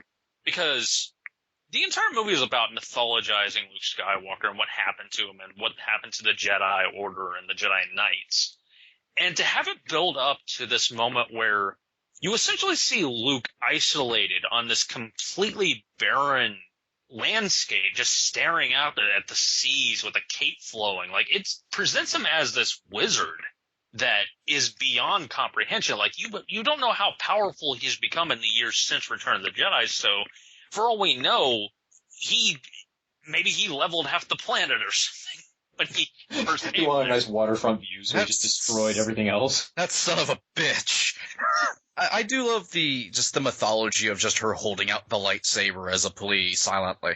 Yeah. It's just I love that there's no final line. Like, a lot of people wanted the last line to be, and this is going into a very popular fan period, which on some level I agree with, and on others I'm still unsure about, which is that Rey is Luke's daughter. And because of that, spoilers. Because of that, people wanted the last line of Luke's to be, Rey, I am your father. Which, boy, that would have been a terrible line. That would have been bad. Yeah. That would have been the worst. Like, I'd have been so mad. But I'm just so glad that they just left it to be something that, really, the dialogue played in that scene is John Williams' score, which is the ultimate, like, you don't have to say anything during that. It just paints the scene so vividly and so dramatically and so epically. It raises the stakes so much. And Mark Hamill does an excellent job of not even saying anything. Oh, Like, yeah. He conveys so much with just the looks that he gives that, you don't need him to say anything. You just ruin the moment. Oh yeah, they have like an entire conversation there with just looks. It's amazing. Yeah. Especially considering, like, Rey's... I just want to say Daisy Ridley does an amazing job in this movie, but specifically that shot of her looking at Luke and being on the verge of tears because of all that she's gone through so far and all that she doesn't understand and looking afraid and terrified and needing him to take up the mantle again or at least train her. Like, it sets up the sequel so well because you want to see where that story goes so badly based on that look and the look that Luke gives her in turn. I do like how open they left the sequel there, because obviously Kylo Ren's still alive, Hux is still alive, Snoke is still around, Star Killer base has been blown up. I hope to God they don't do another Death Star. No more Death Stars. 2 Star Killer bases. Oh God. So we really don't know what they're going to end up doing for the next part of this movie. But they leave us with so many different edges we could work off of. Like, there's no more central government that's been blown up. We don't know how much more First Order there really is. We don't know how much stronger Kylo's going to be. We don't know what the big threat is that they're going to have to face. So it's exciting. Like, who knows what we're going to see in a year and a half when the next one comes out. And I think the biggest lingering question for me, like, aside from, who is Rey's actual parentage, like, what's the whole deal with her family and all that, the biggest question for me is a really surprising one, which is, what is Finn's role in this actually going to be now? Because you spend an entire movie with him thinking, okay, he's going to become this ace pilot, or he's become a Jedi, he's going to do this, he's going to do that, he's going to fight with the Resistance. His story is incredibly open-ended. They fridge him. Like he's just dead the entire trilogy. He's in a permanent coma. He appears as a Force ghost occasionally. Whoa, this is weird. That is something I've been wondering too. Like, what is the plan for the other characters? Poe Dameron, they originally planned on killing until very late in the game. And now that he's back and around, what do you do with that character? You've got a great actor with, an interesting character. But essentially, he's just a great pilot. How do you connect him with the other characters? What do you have those guys do? And they've got so much free reign. I'm excited. I think with Rian Johnson handling the next movie, they could do some really, really cool new things for the Star Wars universe. I think they have the right guy for the next step. So far that's been the best part of the Disney reign of Star Wars. They picked the best talent to handle the movie's transitions. Oh, yeah. Except for episode 10, and who knows, maybe that'll turn out. Maybe they took the safe finisher, and that's why they're going. We shall see. I don't know. It could go either way with the third one, but Rian Johnson, everyone who's read the script, the cast members and all that, like, it seems to indicate that it's at least going to be a much darker movie, which I'm very much for, because, that's what really made Empire the way it was, and it doesn't seem like... To be fair, in this one they blew up, technically 6 planets. Billions of people died. This one really is kind of dark if you look past the whole surface. Plus there's a son killing his dad. Oh yeah, there are plenty of dark. Yeah, because that's not a thing that's ever been in a Star Wars movie before. I'm just saying, like, it's dark. This is actually a fairly dark entry. It's just weird that the movie doesn't treat these events as being as dark as what they are. Well, not to directly compare it to New Hope intentionally, but A New Hope has Ben Kenobi dying. They have the smoldering ruins of Aunt Beru and Uncle Owen. Like, the entire planet gets blown up. Listen to Box Office Pulp commentary for Star Wars Episode 6. Nightmare commentary. Box Office Pulp commentaries next year. We need to preserve the bloodlines. Cody, say it. Okay. No. Cross promotion! They need to redo it. I wasn't on the ball. Sorry, guys. We'll fix it in post. We'll fix it in post. Then we'll do it live. Yes. Okay, let me do it again. Can we get this whole thing in? Yes, it's all staying in. It's all staying in. Okay, great. Go ahead, Andy. Listen to the Pulp Nightmare commentary for Star Wars Episode 6, Return of the Jedi. Cross promotion. Going back to Rey for a moment. One thing I really loved was the movie's acknowledgement and subversion constantly of the male character saving the female character constantly. Yeah. Like, that running joke with Finn is amazing, and I love every minute of it. The hand-holding particularly. Yeah. I didn't even realize that was a movie trope until they pointed it out. Like, oh yeah, why would he be holding her hand? That's stupid. And also, like, it brought out an amazing moment that, for me, was just kind of the big movie-making moment for me, in terms of how this just translated over, which was, at some point in the movie, Rey gets captured by Kylo Ren and is knocked out by the Force, and he just kind of carries her around to a ship, and she's held captive. And the minute that happened, I kind of rolled my eyes, because I was like, they were doing such a good job of subverting all those tropes at this point that I felt like, oh, and now she's a damsel in distress. She's just going to be captured by the First Order, and they're going to have to save her, and it's going to revolve around all that. It's like, I could just see it in my head playing out in a very stereotypical way, and I felt very disappointed by that. Not only did that not happen and play out the way that I thought it happened, Rey saves herself. Like, stuff like that, like, just completely transcended stereotype and completely transcended the mode of just normal storytelling and made it logical and more rewarding for that, I feel. Well, they take the gross bad guy has hot girl strapped to a chair, a scenario that we've seen 1,000 times, and they just flip it into a James Bond interrogation scene that Rey gets out of by defeating James Bond. Genius. The meta of that. And then all crescendo with Finn when Han and Finn finally run into her as she's on her way out of the base, having escaped herself. And Finn says, "Did he hurt you? How did you get out?" I just love the shot of them wondering where Finn is, or wondering where Rey is. They turn around. She's climbing the wall while her theme plays. A goddamn Adventure Time joke. So we've been going for a little while. Obviously, we can't cover everything Star Wars in, a reasonable amount of time. But there is one thing we need to touch on before we wrap this up, and that is Han Solo. One of the really interesting things I've noticed is people are affected by the death of Han. I mean, it's Han Solo. He's a major character. A lot of people growing up, he's, the cool dude we always wish was our dad. Let's face it, we wish he was our fathers. Sorry, Dad, I love you. I want to be Kylo Ren. Well, that's fine. But, just better looking. Yeah, well, for me it'd still be an upgrade. Jesus, no, don't ever say you're worse than Adam Driver. Never say that. He's got a vicious ear. Better than Adam Driver. I got pretty big ears too. We could form a club.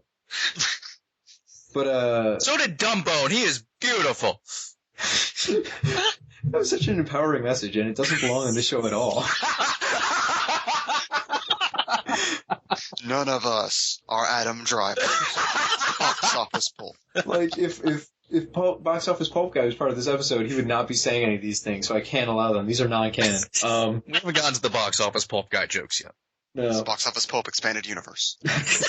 But, God damn it. I was killed by a moon crashing down on me. But I had a point, damn it. But the death of Han Solo, there's something about it in the movie where maybe it doesn't breathe properly, or it isn't given the proper moment of reflection. Yeah, that was a big problem I had with it, actually. But it doesn't quite hit you the way you would assume it would. It seems very inevitable in the movie because they set it up that way.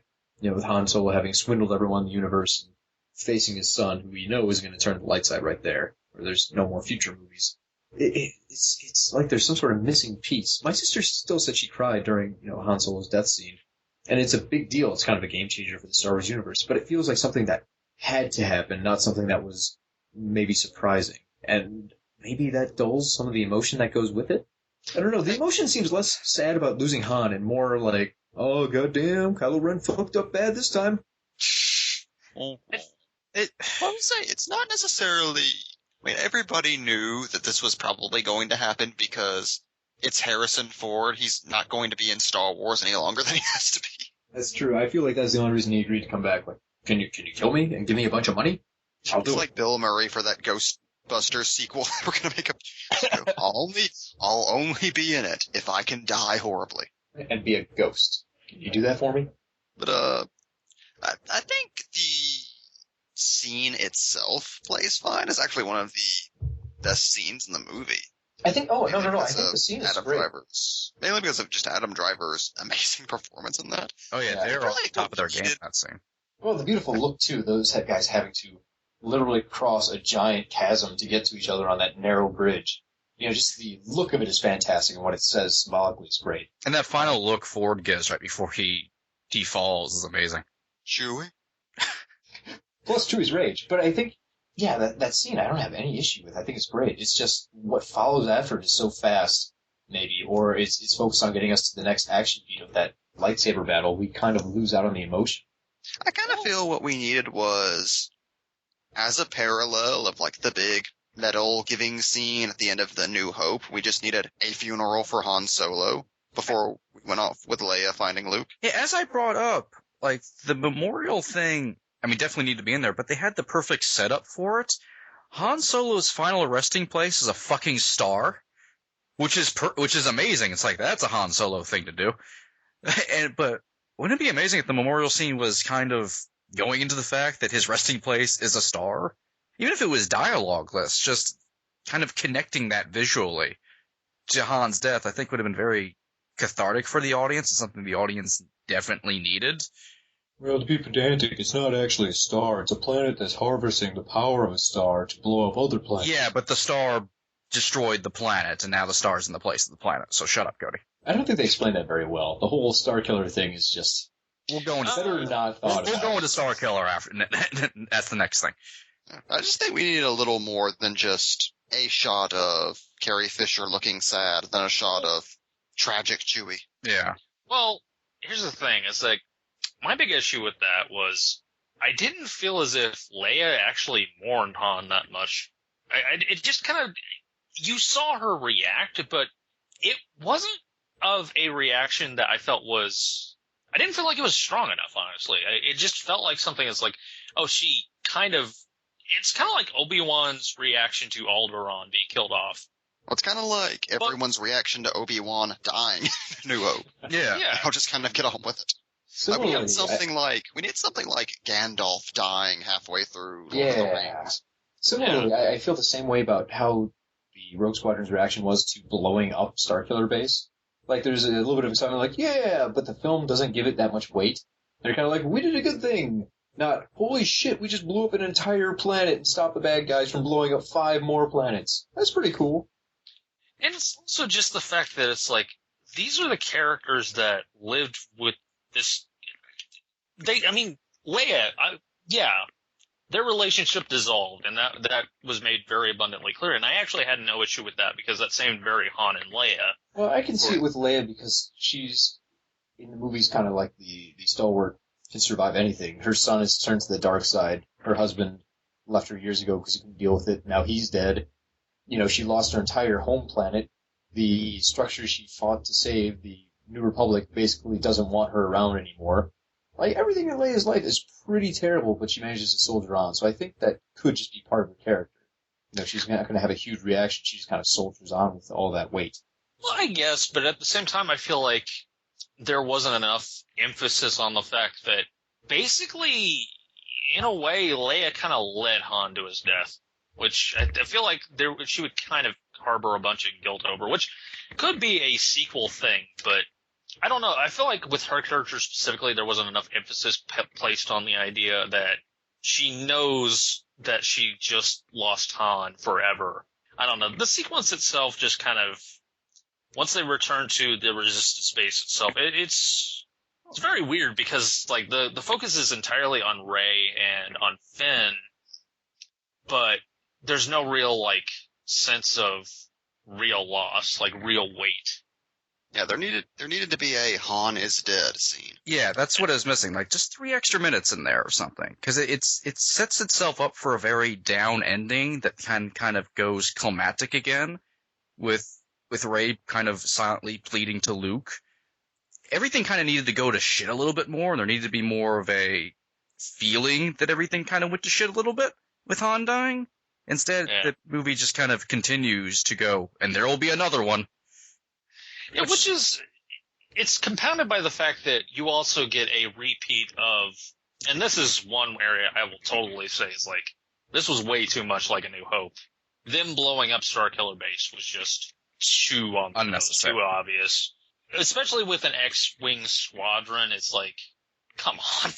It's the exact same visual of them flying away from the exploding planet. Like, that was just, I get that it was an homage, but I think that was a little too far. Well, there's a difference between an homage and them literally just doing that scene again. Yeah, my big complaint with that was that for them to go that on the nose with it, Starkiller Base ended up not mattering at all. It could have been anything. Yeah. It could have just been a Star Destroyer they blew up. There was no need to kind of smirch the movie with that.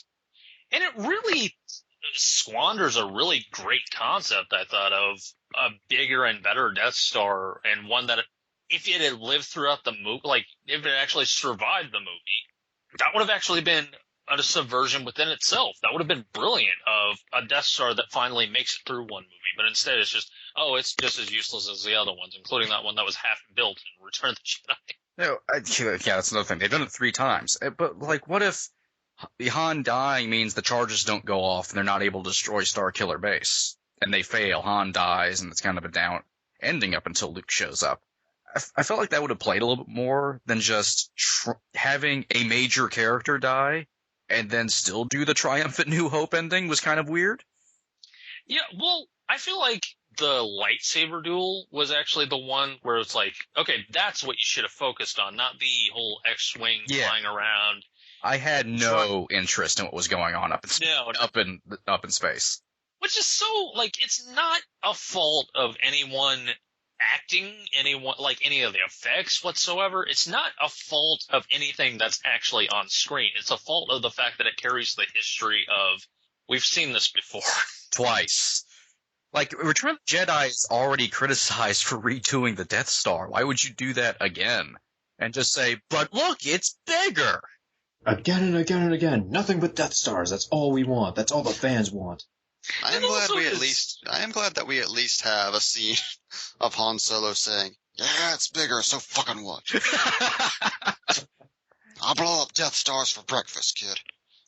The thing that also compounds it, and maybe just kind of the last point I'll make about it, is that it's even less probable in a weird way, because it's not like this is just a space station. This is literally a planet that they cultivated. Like, how big is the First Order at this point?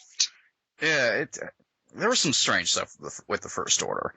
It just, I don't know how I feel about them just kind of destroying the Republic and just immediately being the Empire again. I feel like it would have been more interesting if they were kind of more of a dangerous splinter terrorist group out there. Well, you're actually getting into my biggest issue with the movie in general, which is there's never an explanation as to what the First Order actually is. Well, actually, again, that's one of those things where if you read all the supplemental material, they go into it much more, which is something you shouldn't have to do to enjoy Star Wars. Star Wars is great because if you're really interested, you can find out more details about back characters, but the main plot of the movie should not be contained in the visual dictionary, Or at Abrams having to come out to explain things that happen in the movie, which I'm not very happy with either. Yeah, because the opening crawl touches on it, but I really wish they'd done a little bit more, shown a little more. Because reading through the visual dictionary, that goddamn 80-page visual dictionary, actually did a great job in like 2 paragraphs explaining what the fuck is going on with these groups.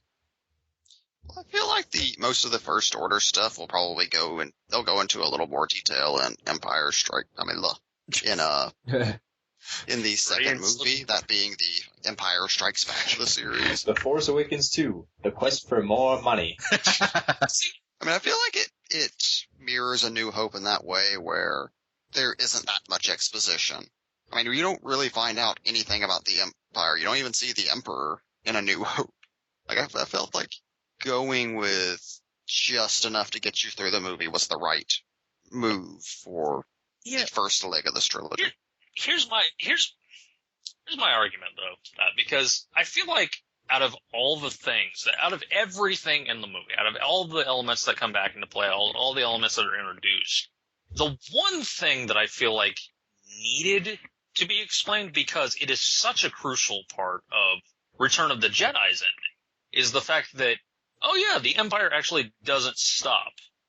And what I found lacking in the movie was that they don't really determine whether the Empire stopped or not, and what the First Order even is in relation to the Empire. They just say, oh, well, there's this thing called the First Order, and they're being the Empire again.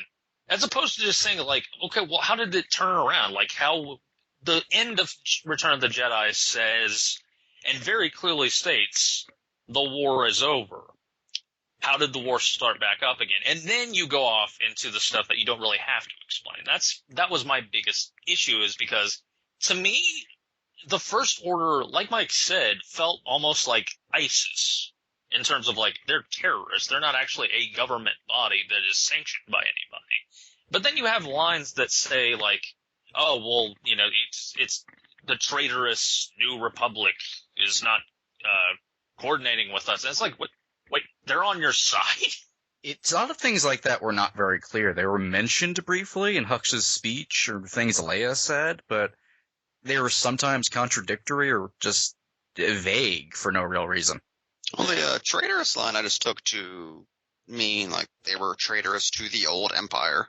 Yeah. Like I basically kind of just took the New Order as neo-Nazis. What they have written down, essentially, I don't know if all of this is canon or if they'll elaborate later or change it, but the idea is there was the Empire and the New Republic.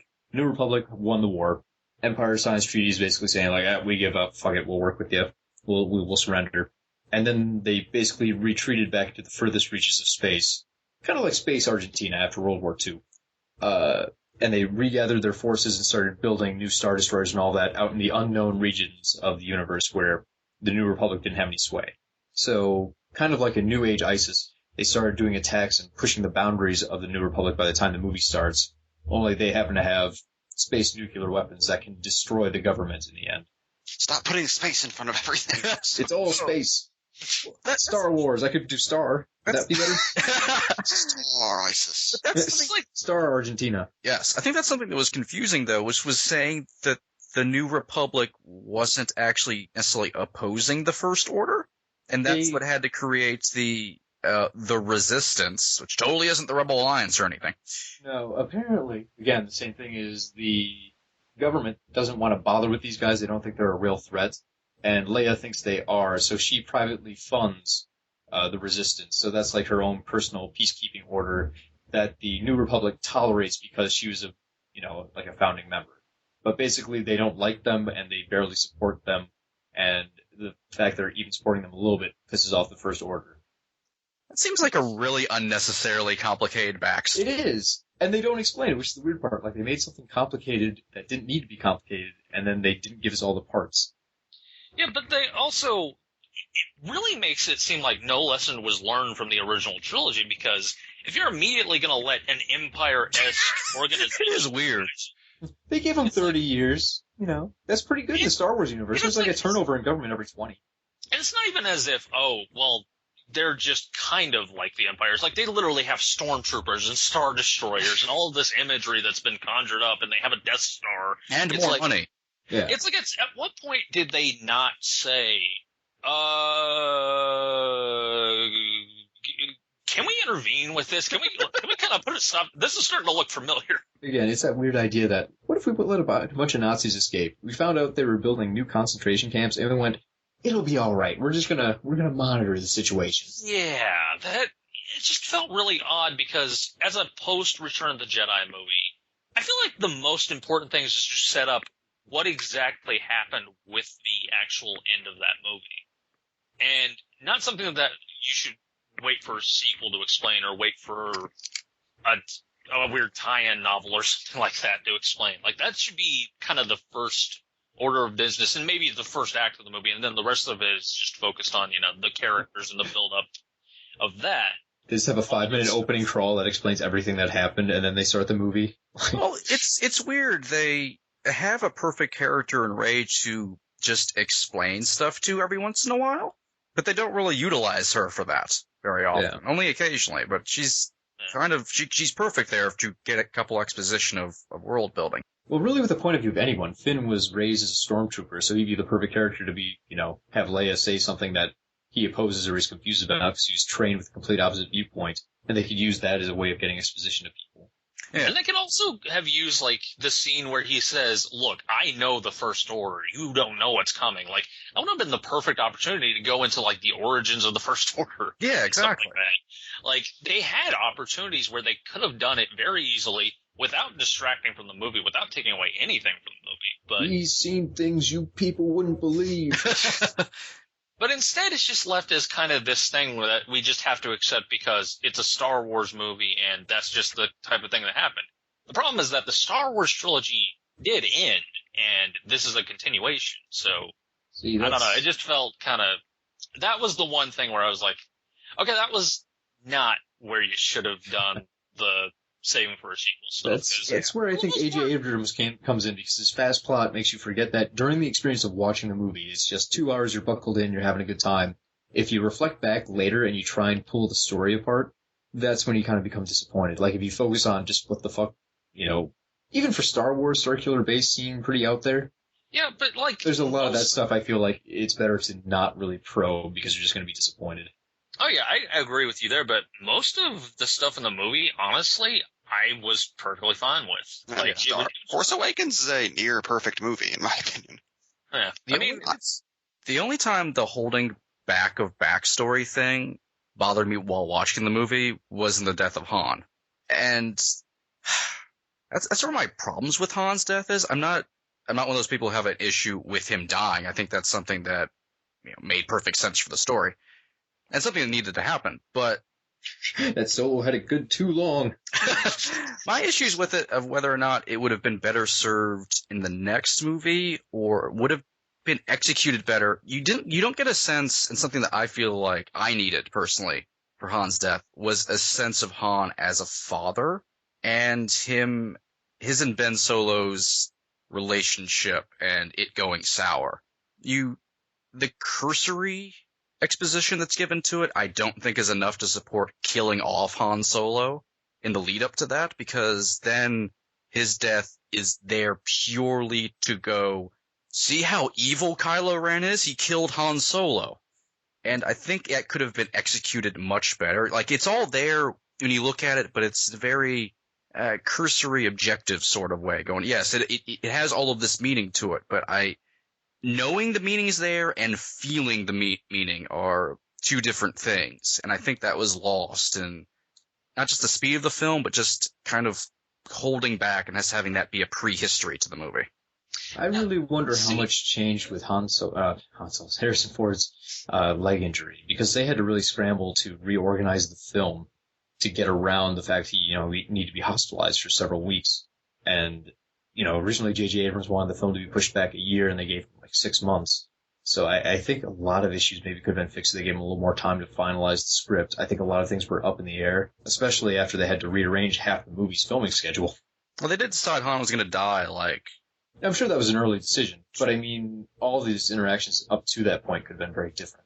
True. Though to be fair, he was not hospitalized for several weeks. That was a false report. He was up and walking around about 2 weeks later. They put him in that fucking tank for a couple of hours. He was for no real reason. I'm disappointed they took had that a tank diaper out. available, so he was going to work. Apparently they've had very good health innovations in the last 30 years of Star Wars, so they no longer put those people in tanks. Chewie just gets like a massager thing to heal his wound. They got Star Trek technology. Yeah, that's a bummer. I really wanted them to be hanging people up in those stupid water tubes. Yeah, you know how long it takes Chewie to dry? Those things? That'd be the funny part. The rest of the movie would be sopping wet. They'd be complaining about the smell. He'd freeze to death. Yeah, probably. But that was my issue with Han's death. Hopefully I have less mixed feelings about Han's death next time I see it. I like it. I just feel like the execution could have been done better. There was no real emotional connection to a son killing their father, because there's just no sense of them having a relationship other than, he's my son. That's about it. Which is, and I've gone into this with you when we first talked about the movie, but it's not necessarily a view that I agree with, because for me, what makes that strong and what makes that powerful is that Han didn't get to have a relationship with him, to me. Like, I get the sense that what he grew up with and what, Ben actually had to offer him was just, he was going through a lot of tough stuff, and what Leia did was essentially pawn him off on Luke and say, here, you deal with this. Because it seemed like there's a lot of regret in that relationship, and I don't think that's because of anything that was said or necessarily anything that was done, more than just there not being a relationship. And I feel like that was what was so tragic about it, was because Han, for the first time in his life, and I feel like this was actually what sold me on the death scene more than anything, is that there's always been strings with everything that Han cares about. There's always been an addendum to it. Like, he cares for Leia, but he doesn't know if he wants to commit to this, goal that she wants to commit to in the original trilogy. He cares for Luke, but he doesn't know if he wants to set aside, like, going out and paying off his bounty to Jabba. Like, there's always something that gets in the way for him to fully commit to something. Ben was the first thing where it was like, this is the first thing I unequivocally want more than anything, is to actually have a relationship with my son for the first time. And that gets stolen away from him because he doesn't for a second think that Kylo is just going to stab him. Because he offers himself up and says he will do anything for him. that's just a father's love, I feel like, is because he wants that. And he was denied that because Kylo turned to the dark side. Which is a story that is compelling, and I do want to see it be told. But at the same time, I personally didn't feel, I can see where you're coming from on this, 100%. But at the same time, I personally didn't feel like that was an issue for me. Because a lot of what I read into it was just kind of what I took away from that. Well, you're wrong. Well, let's like We immediately go to credits. I mean, I do agree with you with all that. Like, that's one of the reasons I love that scene. The scene, I think, is fine. And everything that's involved in their relationship, I think, is there. It's just you never really get a sense of exactly what went down. There's a lot of references. Han Solo will disappoint you and all this other stuff. Yeah. There's never a true sense of what exactly went down to get where all of this pain with all these characters comes from. Yeah, I would have liked just another line or two from Kylo just about his childhood. Yeah, exactly. Give that a little more emotional weight. How he sees his father, exactly. Actually, that leads into one thing that I know they're going to go to more into the sequels, but I feel like would have benefited the movie a little more if they had went into this one, which is exactly what was the breaking point that Snoke had. Like, what was his involvement in all this? How did he get through to Kylo where Luke didn't? Like, what was his involvement? And I feel like that would have been better served as, like, less of a mysterious thing and more of something that you can kind of, I don't know, whenever he's revealed as Ben Solo, whenever he's revealed as, like, the son of Han Solo and Leia, I feel like that was the one thing where you could say, okay, well, maybe go into this a little more as the film goes on, leading into Han's death, because his role in it is very, like, you can almost, like, not connect any dots whatsoever. Whereas you can get a sense of a lot of stuff with his backstory otherwise. Like, you can kind of make guesses as to, like, why he turned to the dark side, why he was so conflicted and all that, but Snoke's involvement was just a complete, like, wait, what? Like, that was almost like, okay. Well, all you need to know about Snoke is he's huge. Possibly. Could also be very tiny. He's apparently about 6 to 7 feet tall, according to Circus. But there's a lot of vague stuff that really works in the movie of holding back. Just, you just get the sense of a lot of shit went down. And there was a few instances where that should not have been held back as much as it was. And I've heard Abrams talk about it where he goes, well, like in A New Hope, you don't understand anything. But A New Hope only holds back a lot retroactively.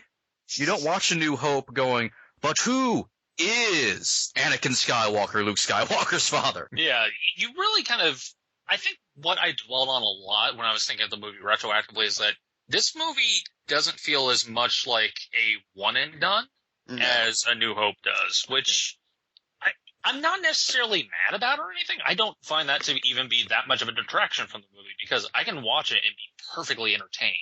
Yeah. I mean, I've seen it twice and I loved it both times. But I feel like this one, like Cody said in the beginning, this one relies so heavily on how the next one is going to go and how the one after that is going to go. As opposed to New Hope, which, if that bombed and there was never another Star Wars movie, that would still be a fun adventure movie. It just would leave a lot of lingering, like, wasted potential as far as, like, oh, we never got to see Luke become a Jedi, or, oh, we never got to see, like, what happened to the Empire after their big base was blown up or anything and like I guess that. Vader just floats through space forever.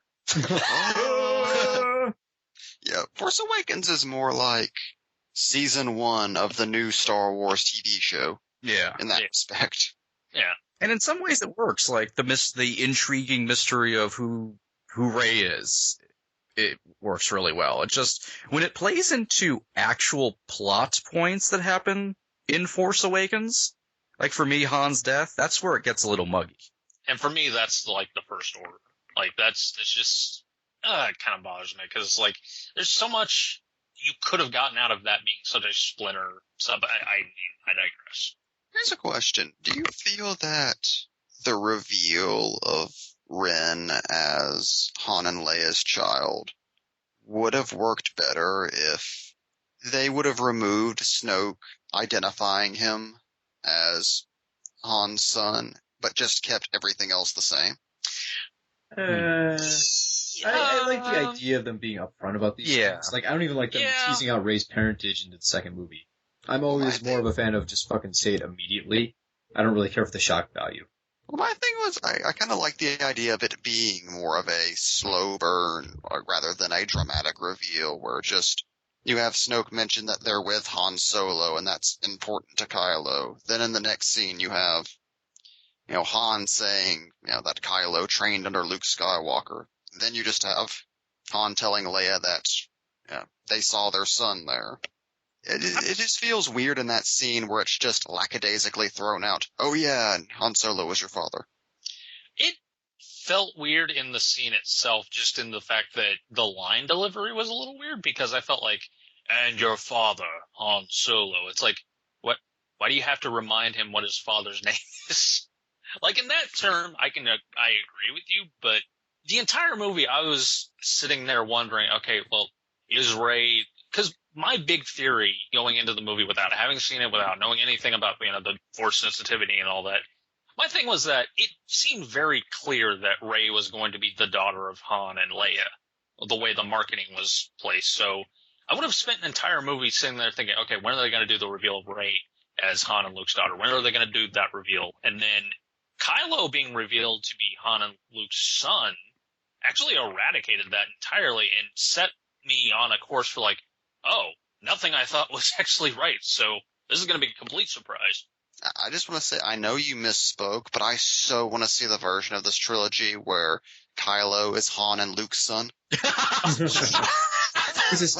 we made him with science. That is the proudest misspeaking of anything I've ever done, because now I want to see that too. A child born of the Force. Oh, yeah. He had no mother. I think that would have been I prefer how they do it. I think that would have been definitely an interesting way to play it. Then you definitely, I don't think, could have killed Han if you were playing it that way, though. I don't think you could then reveal that Kylo is Han's son and then kill Han in the next scene. But that would have been interesting, though. I think there's an interesting fan edit to make out of it, because if you do just cut that line, it's like, it'd be kind of an interesting watch to kind of experience that. Yeah. But no, in the movie itself, I personally feel it's fine. Saying all that, R2-D2 waking up because it's plot appropriate was bullshit. Yeah, that kind of pissed me off a little bit. That could have been handled so much better, even if it was just like they saw him blinking slightly earlier, so by the end of the movie when he fully wakes up, it doesn't seem as haphazard. And Abrams' explanation for that was bullshit. Yes, What's that's his very explanation? Oh god, what was it exactly? It was so weird. When BB-8 bumped into him, he could sense something's dumb, like he had the other half of the data, so that started to wake him up from his long hibernation. But they don't really show that or hint that in the movie in any way. He just starts to wake up at the end when they need him. Fucking Force, everybody. It's awakened. But BB-8's better than stupid R2-D2 anyways. Agreed. He is. That's a story for a different day. But possibly another episode. Not quite cross-promotion! Future promotion! Future. But those gripes aside, nothing has put a smile on my face more than sitting in the theater watching The Force Awakens. Oh, Now, same here. Fuck. Now, Pretty cool. I have a bad history with making bold pronouncements on this show after my glowing review of Man of Steel. Yep, I'm always nervous too now after that. I just want to say, I was not on the Man of Steel episode. You win this round, Mike. Yes. I'm clean. My hands be clean. Well, I definitely sympathize with James in that regard, because there's a podcast I used to do called The Dork Nights where Cross-promotion? No, not in this case. Past promotion. Time travel promotion. Yeah. I don't.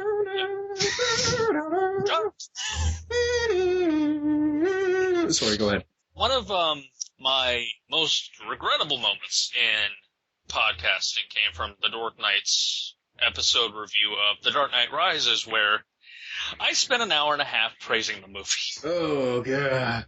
And then did 8 hours trashing the movie. Like, Box Office Pulp, everybody. Cross promo. Wait, no, this is Box Office Pulp. Promotion. Actual promotion. What I was saying.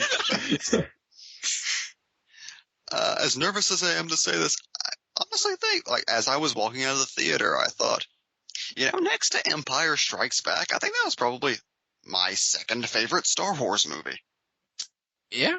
Honestly, I kind of agree with that. Like, I may enjoy it way more than A New Hope, honestly. You can make the argument that was, on a technical filmmaking level, the best Star Wars movie. Oh, definitely. Oh, by far. I mean, I am going to withhold any and all announcements of rankings. I do not feel comfortable putting mine in.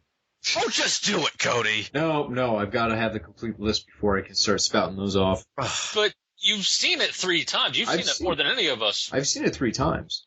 Until I have it sitting in my house on Blu-ray, and I can review it after having spent months letting it gestate in my mind, I am not going to make any proclamations about its worth in the Star Wars canon.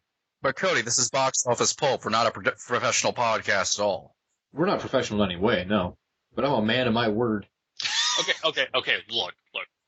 Just to appease you, when we do the episode in apparently 2017, because we're not allowed to make any references to Star Wars after this. Rogue One. That's what I was going to say is that. Well, Rogue One's like December. We'll break it. We'll do like 11 months. Yeah. Okay, when the Rogue One episode hits, you'll have better ranked the Star Wars movies by then, my friend. We're going to hold you to that. Here's the problem, though. Then he won't be able to rank Rogue One. Well, no. But can you really rank Rogue One in with the rest of them? It's No. tough. If you did that, I would be very angry at you as a nerd. I'd just immediately be like, Rogue Squadron is clearly the best movie in the entire franchise. I agree. My favorite Star Wars movie is Knights of the Old Republic. The cutscenes from The Force Unleashed 2, clearly. Alright, well, I think we always could say more about Star Wars. But we've recorded, 3 Star Wars episodes now in like the last month and a half. We gotta let her go. We gotta give it some breathing room. We gotta obsess about something different for a while, like something we don't talk about much, like Batman or Superman, or possibly Batman fighting Superman for some weird reason. No, we're not going to talk about that. No. Podcast just immediately folds. Last episode. Box Office Pulp recommends Star Wars, Episode 7, The Force Awakens. Box Star Office Wars Pulp's Box Office Pulp's midichlorian count is -25. Box Office Pulp also keeps his grandfather's skull on an altar and talks to it. Box Office Pulp was trained to kill. Box Office Pulp is not better looking than Adam Driver. Box Office Pulp would have totally banged his sister. That's not even a Star Wars reference. I've often thought about banging my sister. Box Office Pulp's lightsaber isn't shaped like a broadsword, but rather like a light noose. Box Office Pulp was once shot by Chewbacca's bowcaster. Every moment of Box Office Pulp's life since then has been agony. Box Office Pulp made a bad deal with Kanji Club, knowing full well it would cause them to throw him to the Rathtars. Box Office Pulp feels the call to the light, and he ignores it with liquor. And scene. That's a wrap, everyone. I'm just going to scream cross-promotion, and hopefully that will direct you to our various web pages where we promote Box Office Pulp, like our Facebook page, or our Blogspot page, or any of our numerous other shows, like Pulp Nightmare, or those other ones. Yes.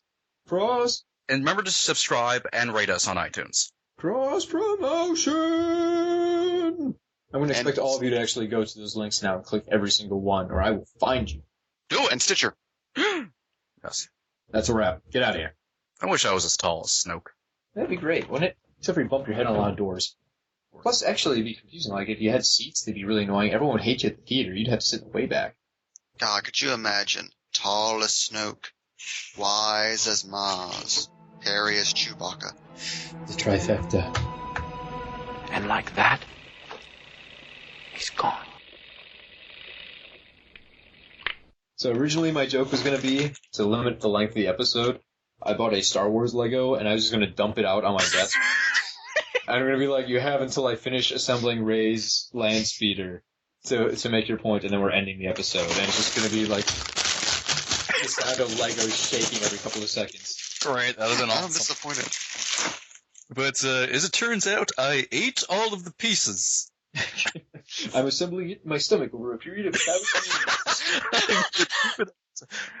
I'll poop a masterpiece. This is Box Office Pulp Guy, and this has been a Pulp Podcast production.